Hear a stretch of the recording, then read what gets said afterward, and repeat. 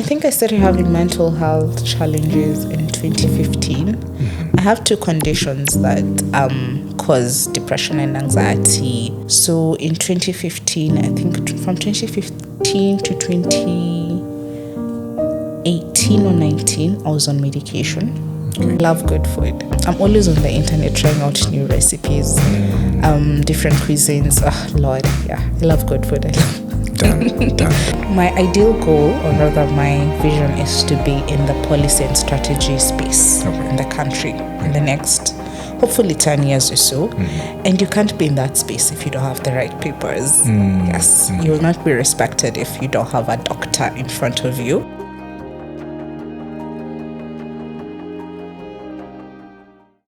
Welcome once again to My Authentic Stories. This is a podcast where we explore personal journeys of resilience, triumph, and self-discovery. In this very wonderful episode, we are joined by Betty Akoth Onyando. I hope I have it right. Yes, you do. Okay. Betty Akoth Onyando is honoring us on a mental health journey expose. And in today's episode, she's going to inspire us with so many things, including her cooking. She's a very wonderful cook. And just the other week, we enjoyed her dish. She does pastries, and her cakes are lovely. So without much ado, allow me introduce Betty Akoth Onyando. Karibu sana, Betty. Thank you for that wonderful intro. Yeah. What have I left out? My chapatis are awesome. Wonderful. Hapo jakosea. And she's also a PhD candidate. Kwanza hiyo tumedebate sana whether I should mention UN, but that's for another. No institutions to be mentioned. Sawa, no institutions to be mentioned. Betty, karibu sana again. Thank you. This has been a long time coming, eh? Yeah, since last year, I think. Wow. It takes a lot to plan a miracle. This is a miracle for us. Having you is just wonderful. Thank you. Asante. So right off the bat, please introduce yourself. What has been your academic journey like? And we'll get to the rest very soon, very shortly. All right. Like you said, I'm Betty. I have a bachelor's degree in communication. No need to mention institutions. But it's one of the best. I got the degree from one of the best universities in Africa for communications. Tayari Africa iko hapo, so you start guessing. In the world. Okay. So I have dual accreditation. Okay. Sawa. So masters. I have a master's degree in international relations with a focus in development studies from another university that also has a dual accreditation. Yes. Is it along Thika Road? Yes, along Thika Road. Not KU. Not KU. Wow. Okay. Sawa. Yeah, and now I am trying to pursue a PhD in development studies. Yeah. Okay. Do you feel like development studies is a way better opening? I mean, affords you better opportunities than international communications? Like I said, my first degree was in communications, then master's development studies. So there's a concept called development communication. So I'm in the development communication space, whereby whatever sector I am in, I'm applying communication, just trying to see how communication can foster growth in that sector. Be it so far I have been in the water and energy sector. So how can we apply communication to make sure that we achieve these goals?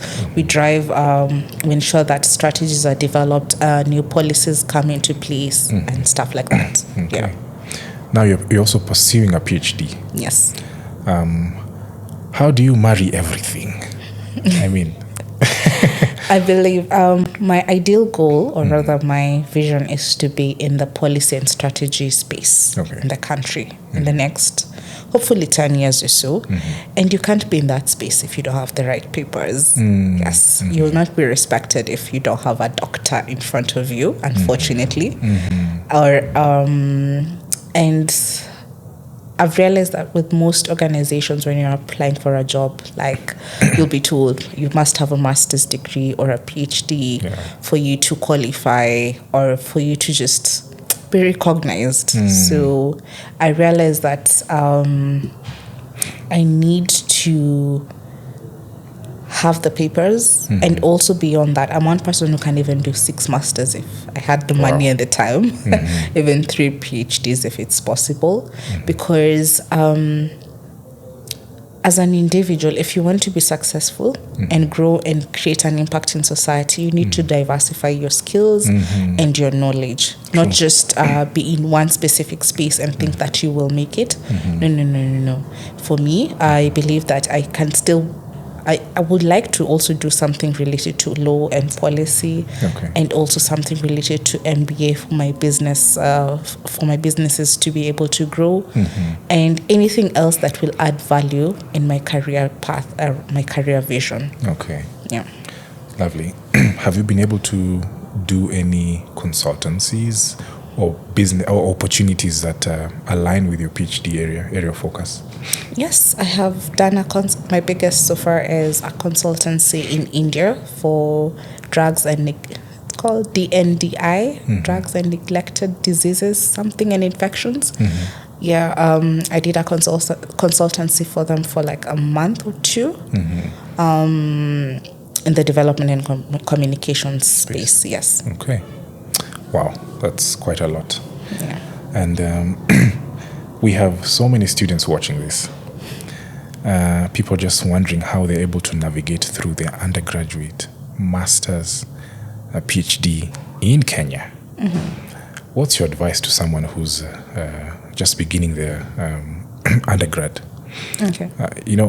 There's a narrative that it's impossible to finish your undergraduate studies here in Kenya, especially because of strikes, occasional strikes.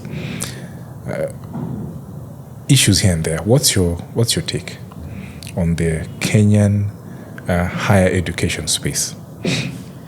It's a big problem. It's a big problem, honestly. Okay. And it's quite unfortunate that you'll find the same lecturer, let's say Mr. X or Dr. X, is a lecturer at a private university and is also a lecturer in a public university. He'll be very different when he's at the two places. He'll be very gentle and very, hardworking when he's at the private institution as compared to when he's in the public. Is it because of the pay? Yes. Oh, okay. Pay is also a motivation for the staff to work and also provide quality education. So that is a big problem in Kenya. We see so many university lecturers striking because of lack of pay or poor pay. Yes. And also frustration. The quality of education in Kenya is quite wanting. I'd say probably courses like medicine, law, okay, they're quite good, but you find that there's some unique courses that somebody would rather pay hundreds of thousands of shillings to go study in a private university or abroad rather than wasting their money studying it in Kenya because it's not acceptable or people don't see the value or the importance of that course. Yeah. Probably the job market has also not warmed up to... It's diluted. Okay. Yeah. Wow, okay. And also another thing, how young people can navigate campus and also career, they need to get a mentor as early as possible. And also start building their networks as early as possible. I started building my network when I joined campus.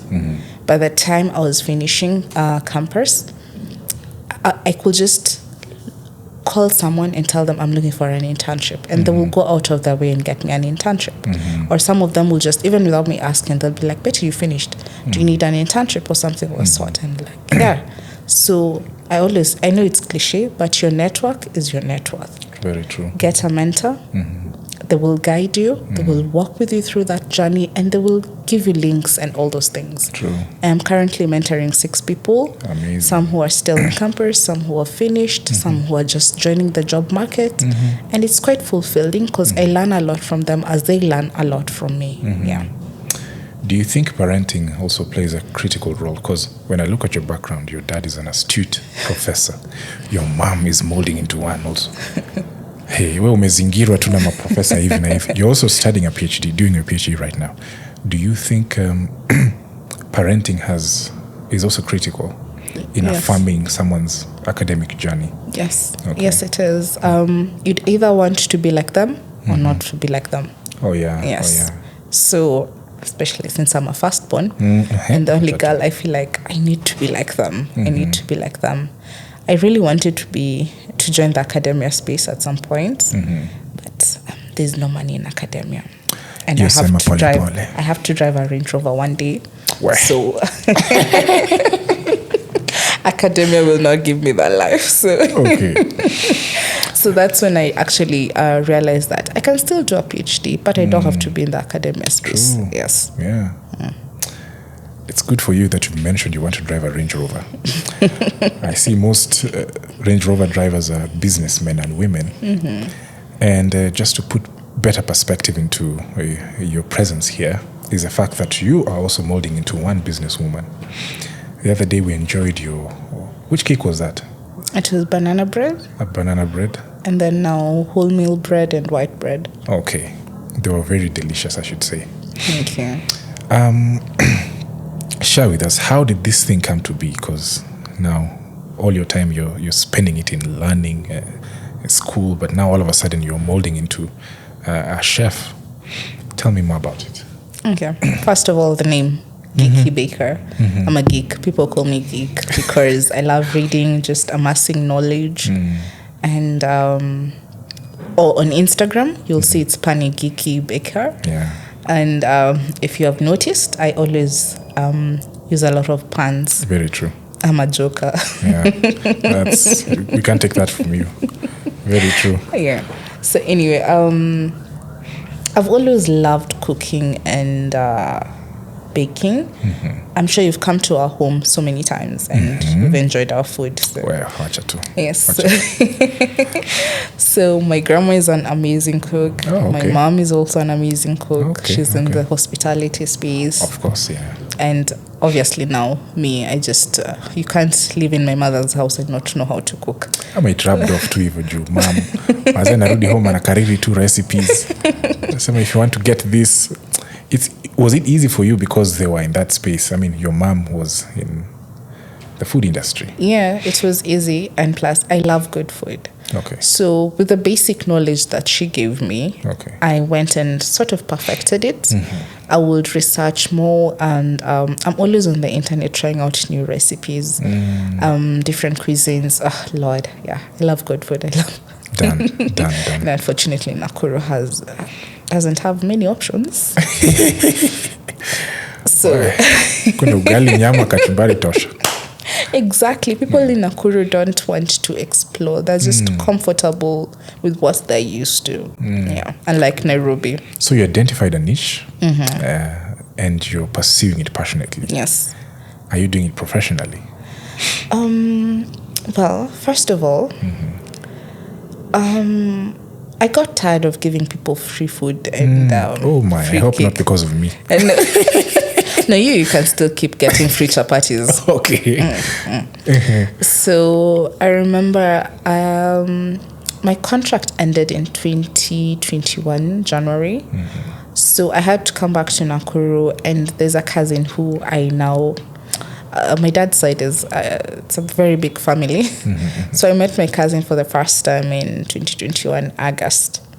And then we became close, and she could see my Instagram posts, and she's like, wait, I think you're a good cook and you're a good baker. Why don't you actually start a business? And I'm like, wait, you've never tasted anything of mine and you have faith in me. We all need your cousin to be our cousin. Yes. And she's called Akoth Onyando, just like me. Yeah. That's nice. Akoth, props. Yes. So she kept reminding me, Betty, you should start this business. Betty, you should start this business. So Last year, my mental health wasn't that good. Really went into some bad depression. And when I'm depressed, the only way I can get out of it is doing something that I love. And cooking and baking does that for me. It helps me a lot. So by the end of December, I was sure I'm going to start this business in January. But I got another job. So adjusting to that new life, that job was US hours.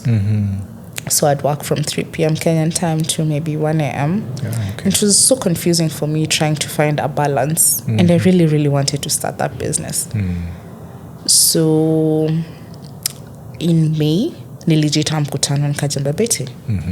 It's almost 6 years into the year. You have not done what you wanted to do this year. Please start. Wow. So when I sat on a Saturday afternoon, I didn't go to church that day. But I sat and I was like, okay, let's come up with a name. Let's design a logo. I had asked someone to design the logo for me, but I was like, somebody will not really understand my vision and what I really like. And I'm a minimalist person. So it took me like 6 hours to come up with a logo. Whoa. Dero nasikia kazi imetuacha hivyo. Ilimchukua 6 hours. Yes. I went on Canva, did my thing, then sent it to Damn you, Canva. Sent it to Akoth and another friend who's in marketing and asked them, how is this poster? How is this logo? Is it captivating? They're like, it's amazing. So I said, okay, let me now create my catalog. And I created my price list. I already did market research to know how I should price my things. And of course, when I sent it to a few people, they were like, in Nakuru? No one will buy anything from me. Yeah, I was like, it's okay. Once they taste, they will actually appreciate. You're right. Yes. So I went ahead, and the first few days, if you noticed, I never told anyone it was my business because I was imposter syndrome shipped in, and I was like, no one will like your work, no one will like your food, no one. But Akoth kept telling me, Betty, I have never tasted anything of yours, but I have confidence in you. You just post it. So after 3 weeks of posting it, people asking me, Kwani, whose business is this? I keep on telling them, it's mine. It's mine. Apologetically. But after 3 weeks is when now I put the face on social media, and I was like, no, this is the Geeky Baker. And people now started placing orders. And I'm so grateful. Where I stay, there's a lady who owns an Airbnb. We've never met. She just saw me posting on WhatsApp. Placed an order. Loved everything that she ordered. Posted in her WhatsApp group. Her neighbors keep on ordering. We've never met. We've never met.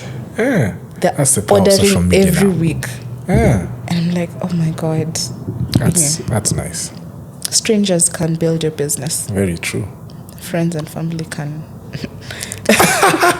Where friends and family nasikia mnakula stock. Freeloaders. Don't be freeloaders. Usikule stock here, Betty. When you come visiting, be honest. Be honest and sincere. Just come visit. Keki ni baadaye. Keki ni biashara. But you mentioned something, Betty.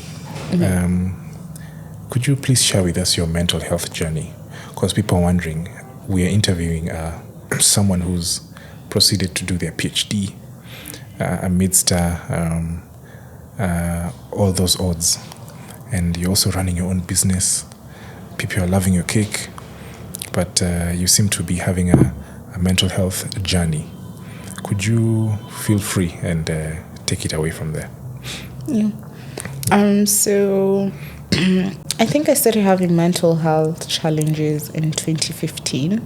I have 2 conditions that cause depression and anxiety and insomnia. So I have polycystic ovarian syndrome. It's a reproductive health condition. And also PTSD as a result of an accident that I had in 2015. I'm sorry for that. Yes. So sometimes when I have insomnia or I'm depressed or I have anxiety, I'm wondering, okay, So, is it PTSD or PCOS that has caused this time round? So anyway, it's been a challenge. It's been a long journey trying to just find myself, understand the triggers and how to manage the depression and the anxiety. So in 2015, I think from 2015 to 2018 or 19, I was on medication. Okay. For depression and anxiety and also insomnia. But I felt like I need to find a natural way of just dealing with this. Of course, insomnia is still a challenge. I'm not taking medication. My sleep can come at around 6 a.m. or 4 a.m. But for depression and anxiety, I've been in and out of hospital, admitted. And I will not tell people because, mental health is a taboo, sort of a taboo in Africa. People feel like it's embarrassing to actually talk about it. People feel like you're shaming or bringing shame to the family when you actually declare that you have a mental health condition. Yeah. But it is actually quite normal. Yeah. I tell people that some of the greatest leaders, some of the best or successful MDs, CEOs have mental health challenges. No one is perfect. Yeah. But they're doing well. Had to learn to understand themselves, the triggers. They avoid the triggers. They found ways of managing their condition and they're living well. So like I said, for me, when I feel like I'm in that depressive phase, I look for things that make me happy. And for me, it's cooking and baking. Just knowing that I will put a smile on someone's face after they've tasted my food just brings me so much joy. And also working from home, you can just be in Adera the whole day and just you'll feel like your mood and you'll just end up staying in bed the whole day. So what my therapist told me is when you wake up, take a shower, apply makeup if you want, plus lipstick, just make sure you look good, even if you're not leaving the house. So there's a time I did that and my friend was like, Betty, where are you going? Like, nowhere. Why are you looking good? I'm looking good for myself. Yeah. So that's how I make sure that I stay in a good mood. That's nice. Yeah. Okay. Thank you so much for opening up and for also championing mental health discourses on social media. I've seen you occasionally post once in a while, and I think it also impresses on other people to come out and to embrace the journey and to also know that there's a community around them. Do you feel like as a country or as a community we are ready for such kind of discussions, especially at the workplace?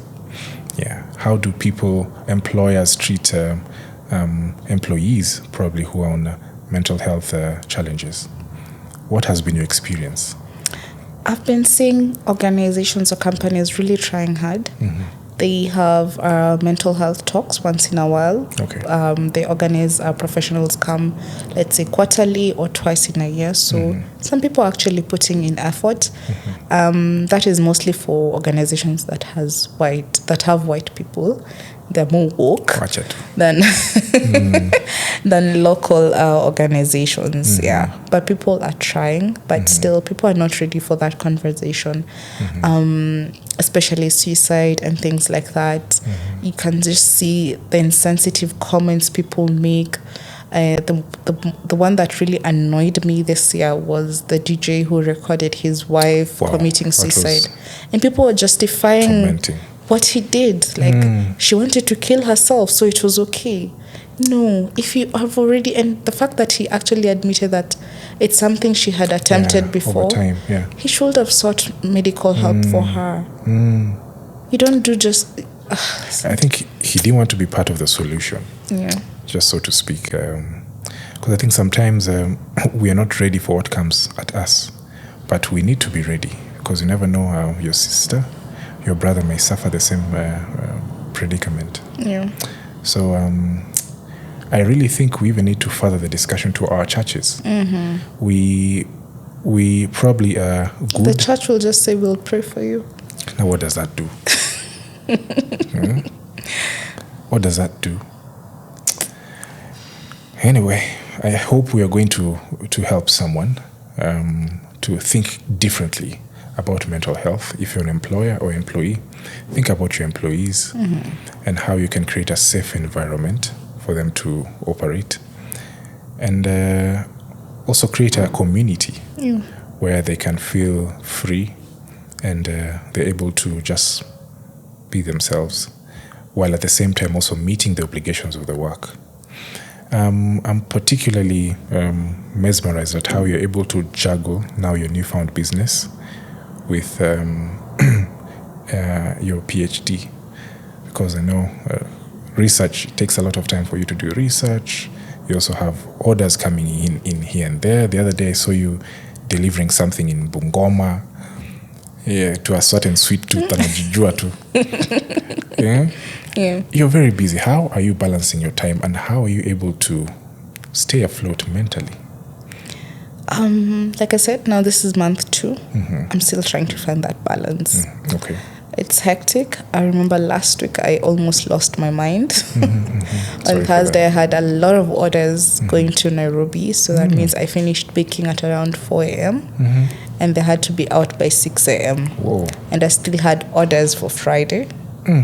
And then somebody, a sweet person, requested for a cake at 9 p.m. for the son's birthday. The following day. Yes. Wow. Do you sleep? I try. Yeah, I try get 8 hours. But so I baked that one, and then on Sunday again, and then Monday and Tuesday I said I need to rest. So I'm trying to find a balance. I'm trying to say now I'll work between 8 to, let's say, 3 or 4 p.m. because baking is quite demanding.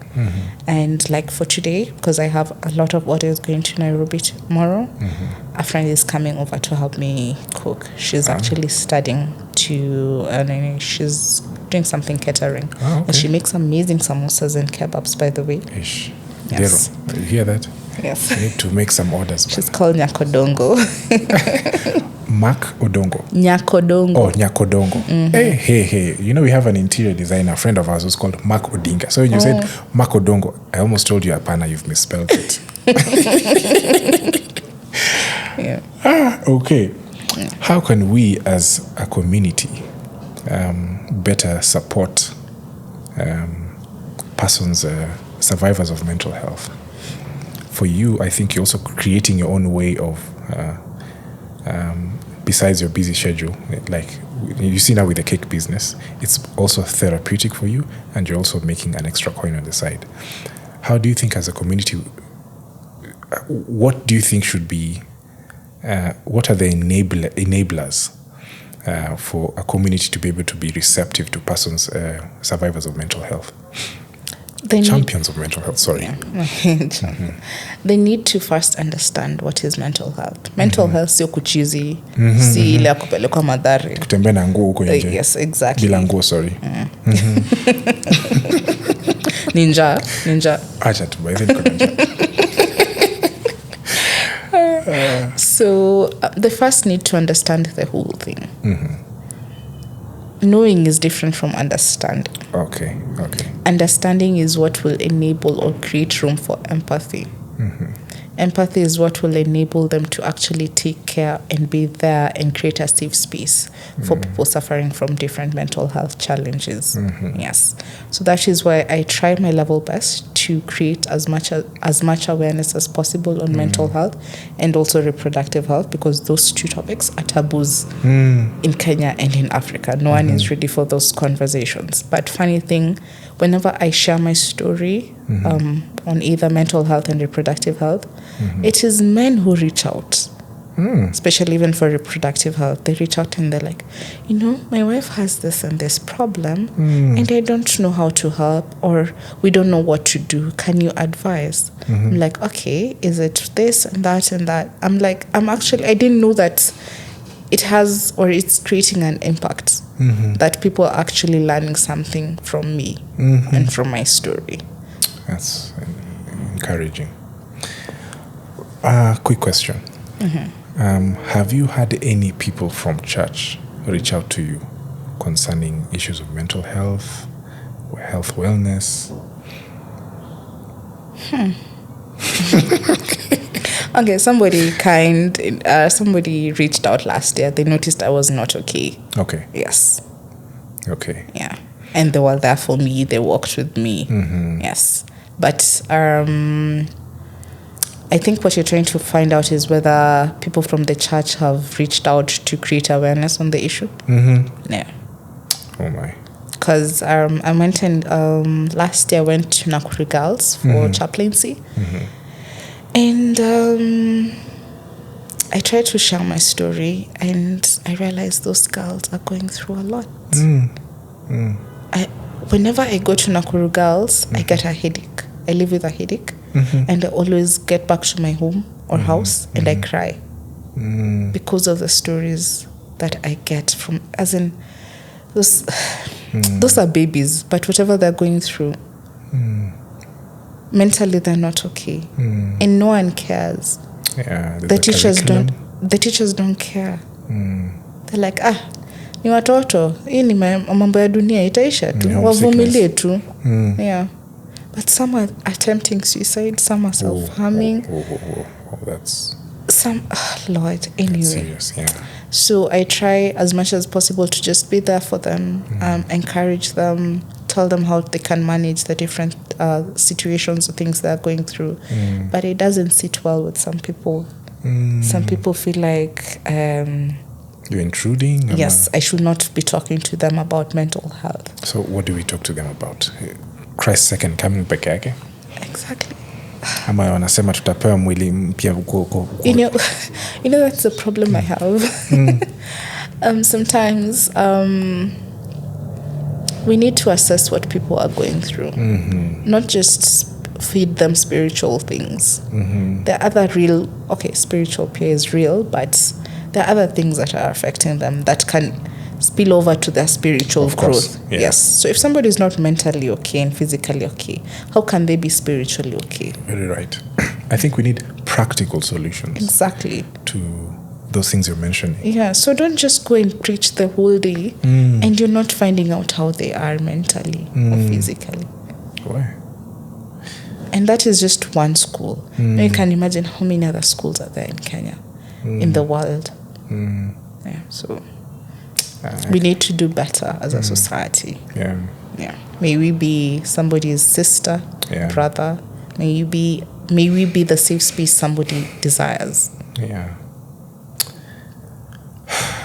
Pani Geeky Baker has a lot to share with us today, excluding the cakes. Blame KPLC. Hey, KPLC, by the way, vitu mnatufanyia. Sasa muona vitu imefanyika sasa. But it's been a delight having you. Thank you. Rest assured that your influence is immense, both professionally as a PhD candidate and as a mental health crusader. I feel your story, probably there are people who resonate with your story but are unable to probably find a community where they can probably just get some assurance and a reason to wake up the following day. Because sometimes I can just imagine, you've mentioned something about high school students. I remember my time back in high school, there's the issue of adolescence. You're trying to navigate adolescence. You don't even know what you want to be in life. Then there's a whole curriculum you have to cram within a space of 4 years. I mean, everyone goes through. That's right, I kusaidia anyway. Why did I study chemistry? So we don't mix up maunga mama sijui badili. Unaeka chapo. Inaenda chapo mandashi ama the baking flour. Sasa mwalimu wako wa chem is watching. Physics. I don't know how you got here. Physics voltage kwa. Okay. Voltage. Yeah. History ndio sijui kama. History, I love history. That one. Okay. History, theory, English sawa. English natumia kwa marketing. Yeah. And to understand the jokes.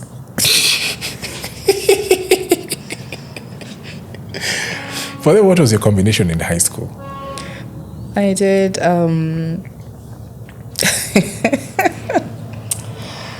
Oh, Lord. First of all, I wanted to do computer engineering. So I did, of course, English. Sorry. Yeah. So I did English, Swahili, maths, physics, chemistry, history. Bio? No, bio. You didn't do bio? Bio, I failed Form 1 first term. And you remember how easy it was in Form 1 first term? That's when I realized this thing is not for me. And also computer. I really wanted to do computer engineering. But I thank God I failed KCSE. Apana, you didn't fail. I failed. Oh, based on your standards back then, eh? I failed. I couldn't qualify for that course. Oh, okay. Yes, so I am glad I failed because I would have been very miserable. I don't think I would have enjoyed doing that.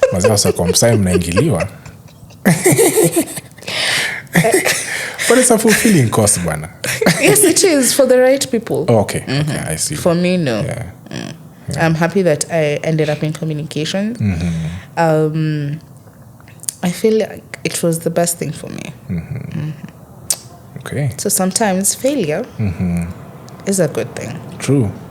And you know, that's something people don't always tell you. That it's good to make mistakes and fail. Not intentionally, of course, but it's good to learn from failure. You come out better, like a phoenix. Rise from the ashes. Wow, Betty. This has been a very fulfilling podcast. We are looking forward to having you again. Please, whenever we call Are you looking forward to having me again because of cake or because of my content? Okay. Content and cake. It will be my pleasure to be back. Yeah. Asante sana for inspiring us in this episode. And for all who would want to get to Betty, if you have consultancies, if you want to get a hold of Betty's publications, I'm not sure if you're publishing them on LinkedIn or wherever. Are you on LinkedIn, by the way? How can I cause her to be on LinkedIn? Wambi. You can find me on LinkedIn. My name is Betty Akoth Onyando. Also Facebook, also Twitter. I say Twitter is umepata competition. Twitter impata competition. And also that's also my name on Instagram, my personal Instagram. And for the baking one, if you want amazing cakes, it's Pani Geeky Baker. Yeah. Please tell me on TikTok. What's your take on TikTok? TikTok time ya COVID, I would spend 3 hours on TikTok just laughing. I had to uninstall that thing. Serious? I told myself, bet you have a life. That thing can waste your time. True. But it's an amazing space. I think I need to go back because most people share their recipes over there. Yeah. And we're hoping our next episode you're going to walk us through. A recipe. Mixie. This is how your chemistry comes in. This is how biology goes out. I make my chemistry teacher proud. He always knew I was going to be a failure, but anyway. Mwalimu, hapa ni wapi? Mwalimu? Guys, this episode has been sponsored by Spring Montagne. Maji tamu, maji safi. If you're back at home and need some pure drinking water right from the spring, please tafuta Spring Montagne. With me here has been Betty Akoth. Is this the water we always take at home? Yes. The ones... Oh, okay, fine. This is the one, by the way. And you need to order more. Okay. Kupika keki, you don't need water. I use sparkling water. Sparkling? Wow. Atutapumua. Ano watu wa USIU ndo naongeanga hiyo. By the way, alichopingi USIU. Shawa show. Watu wa Thika Road. Watu wanaendanga left Thika Road. Hatufiki Githurai. Hawafiki Githu. Hiyo di county ingine. Kina KU. Wewe wacha tu. You know you have friends from those universities wanaongea mbaya. Watakataa kuoda. Thank you guys for tuning in. This has been my authentic story. Our guest has been a very inspiring Betty Akoth Onyando, the geeky Pani Baker. Thank you so much. Tuning next time. Asante sana.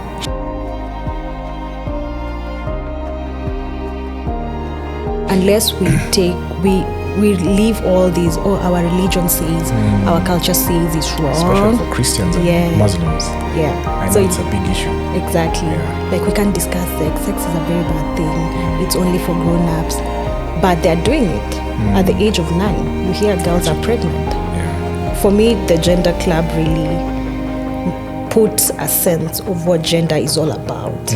Not just in terms of theory, but its practicality. And it showed me the challenges that people face out there. Okay. The LGBTIQ community is here with us. It's not going anywhere. They've always been here with us. So how do we bring them on board? How do we have level-headed conversations with them, with the community? How do we create opportunities for them? Because they are human beings as us, and that does not mean that because of their orientation, we discriminate against them.